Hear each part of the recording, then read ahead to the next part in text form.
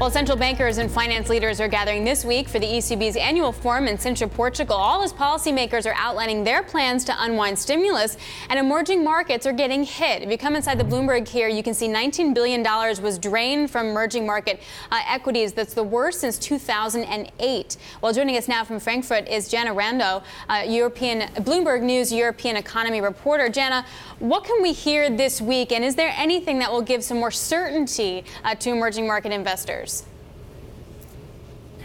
Well, everybody, as you said, is heading to Sintra, and the meeting couldn't come at a more interesting time, really. The Fed raised interest rates last week for the second time this year.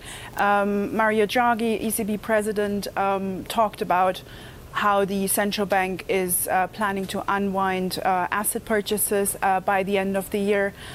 So all those officials getting together in Sintra talking about price and wage setting in the advanced economy is surely going to be interesting. So, Jana, tell us about this meeting. I mean, is this one of those where they say some sort of things on the stage and they make some proclamations, but the real action, happens in the bars and restaurants? How are these guys interacting at this point in time, especially given this backdrop that you just so ably described?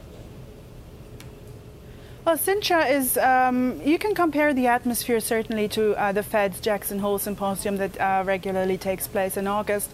So they get together for panel discussions, for speeches, but surely there is also a lot of debate, a lot of talk on the sidelines, chatter amongst, in groups, bilaterals. They will surely compare notes.